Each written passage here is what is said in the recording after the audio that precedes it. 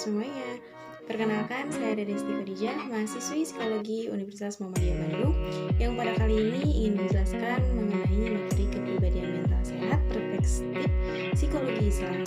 Baik, untuk selanjutnya mari simak video penjelasan dari saya. Terima kasih. Paradigma psikologi Islam, yaitu fitrah, tidak dapat dipisahkan dengan cara pandang dan konsep-konsep yang telah dikonstruksi. Paradigma fitrah itu dipahami dari konstruksi konsep manusia, konsep motivasi, dan sistem kebenaran yang diyakini dalam psikologi Islam. Berdasarkan konsep-konsep ini, dapat dijelaskan bahwa paradigma fitrah adalah wawasan tauhid dalam memahami manusia. Psikologi Islam adalah kajian ilmiah terhadap jiwa atau rohaniah manusia dalam perspektif ajaran Islam. Nilai-nilai Islam menjadi tolak ukur gambaran kejiwaan manusia yang diamati berbagai tingkah lakunya. Al-Hakim At-Tirmidzi berpendapat bahwa unsur esensial jiwa adalah udara panas semacam asap berwarna hitam yang memiliki karakter buruk. Pada dasarnya jiwa bersifat kecahayaan, ia bisa bertambah baik dengan taufik Allah SWT. Interaksi yang baik dan rendah hati yang benar. Jiwa dapat bertambah baik dengan cara seseorang menentang hasrat, tidak menghiraukan ajakannya, serta melatih dengan lapar dan amalan-amalan berat. Menurut mayoritas para sufi, jiwa merupakan anasir keburukan dalam diri manusia. Kalaupun bukan unsur paling kuat karena setan menempati urutan pertama, jiwa adalah pemoles maksiat sebagai sesuatu yang manis bagi manusia dan menjebak dengan pekerjaan haram sebagai suatu kelezatan baginya. Sedangkan kesehatan mental adalah ilmu yang meliputi sistem tentang prinsip-prinsip, peraturan-peraturan, serta prosedur-prosedur untuk mempertinggi kesehatan rohani. Orang yang sehat mentalnya ialah orang yang dalam rohani atau dalam hatinya selalu merasa tenang, aman, dan tentram.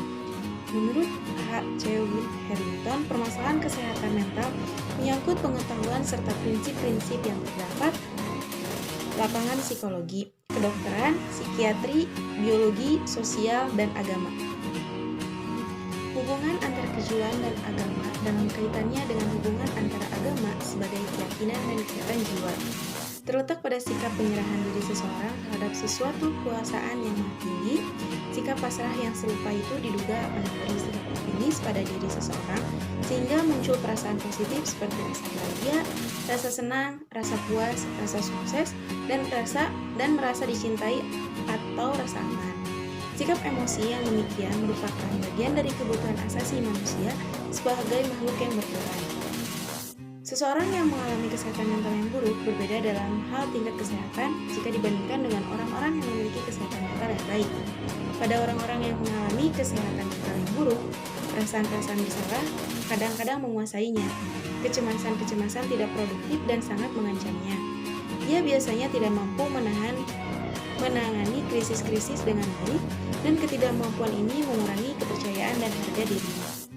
Terkadang, ancaman-ancaman dari dalam dan dari luar mungkin begitu kuat sehingga ia mengembangkan gangguan tingkah laku. Tentu saja, gangguan ini bisa berkembang dari gangguan yang ringan sampai pada gangguan yang berat.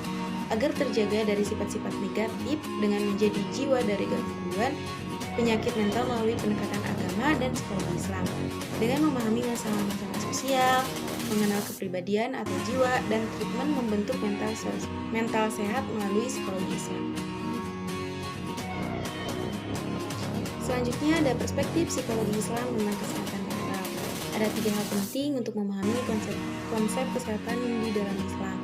Yang pertama, pembahasan mengenai dimensi psikis dan spiritual manusia, di mana dimensi psikis atau mental dan spiritual manusia di dalam konsep Islam, struktur eksistensial manusia terdiri atas 2 unsur.